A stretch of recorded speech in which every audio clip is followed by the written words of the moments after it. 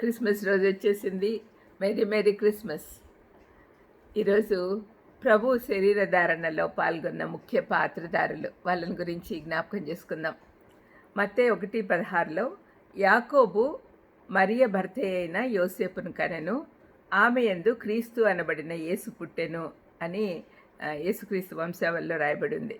యోసేపు మరియలను మనం ఈరోజు జ్ఞాపకం చేసుకోవాలి తప్పనిసరిగా.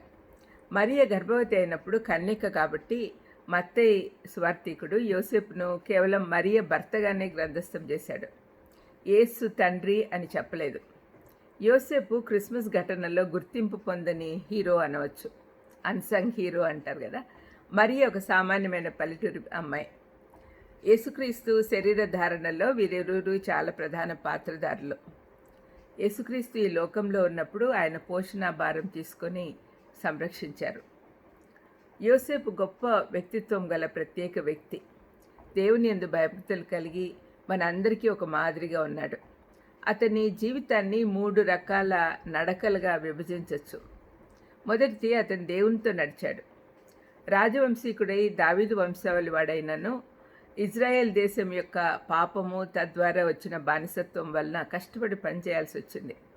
ఒక కార్పెంటర్గా కష్టపడ్డాడు. నీతిమంతుడై దేవుని యందలి భయభక్తులు కలవాడు కనుక మరియ పెళ్లి కాకుండానే గర్భవతి అయినప్పుడు ఎవరికి తెలియకుండా విడిచిపెట్టాలనుకున్నాడు. కానీ దేవుడి దూత వచ్చి చెప్పినప్పుడు విధేయత చూపించాడు. రెండవది, మరియతో నడక. మరియను ప్రేమించాడు, ఆదరించాడు, పరిచర్య చేశాడు. బెత్లెహేం ప్రయాణంలో దాదాపు 120 కిలోమీటర్లు నడవాల్సి వచ్చింది. నిండు గర్భవతిని తీసుకొని ఆమెను ప్రయాణం చేయాలంటే చాలా కష్టం. ఆమెను సంరక్షించుటే కాక కాన్పు సమయంలో మంత్రసాని పని కూడా చేయాల్సి వచ్చింది. మూడవది, యేసుతోటి నడక.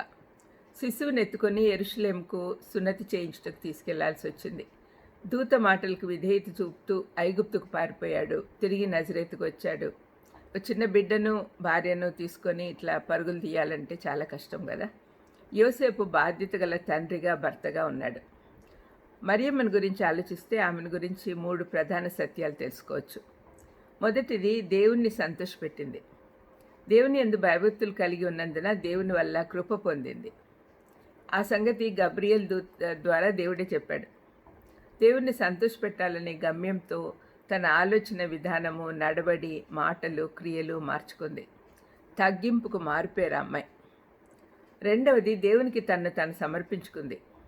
దూత సందేశం వినగానే వెంటనే ప్రతిస్పందించి, ఇదిగో ప్రభు దాసురాలను, నీ మాట చొప్పున నాకు జరుగునుగాక అనింది. తనకు ప్రశ్నలు, సందేహాలు ఉన్నా కూడా ఆలస్యం చేయకుండా దేవునికి సమర్పించుకుంది. విధేయతకు పరాకాష్ట ఆమె. మూడవది, ప్రభు కొరకు శ్రమపడుటకు సిద్ధపడింది. ఆమె కన్యక, యోసేపుతో ప్రధానం జరిగింది. పెళ్లి కాకముందే గర్భవతి అయిందని తెలిస్తే అతను వదిలిపెట్టచ్చు. తనను రాళ్లతో కొట్టి చంపొచ్చు. చెడిపోయిందని ముద్ర వేస్తారేమో. ఇవన్నీ తెలిసినా కూడా ప్రభువు కొరకు శ్రమపడడానికి సిద్ధమైంది. శారీరక శ్రమలు కూడా చాలా అనుభవించింది. నిండు గర్భవతిగా బెత్లెహేంకు చేసిన ప్రయాణము, ఆ తర్వాత చేసిన ప్రయాణాలన్నీ కష్టతరమైనవి. తరతరములలో ధన్యురాలు అని పేరు పొందింది, కానీ జీవితంలో ఎప్పుడూ సంతోషంగా లేదు. లోకమంతా సమాధానం, సంతోషం నింపాలని యేసుప్రభువు వస్తే నేపథ్యంలో వీరిరువురు శ్రమపడ్డారు. ప్రార్థన చేసుకుందాం. దయామేడ యేసునాయనా, యోసేపు మరియలు ఏ విధంగా మీ పనిలో శ్రమపడ్డారో అదేవిధంగా మేము కూడా మీ పని చేయడానికి శ్రమపడేటట్టు చేయమని యేసుక్రీస్తు నామమున వేడుకొంచున్నాను తండ్రి. Amen. God bless you. Merry Christmas.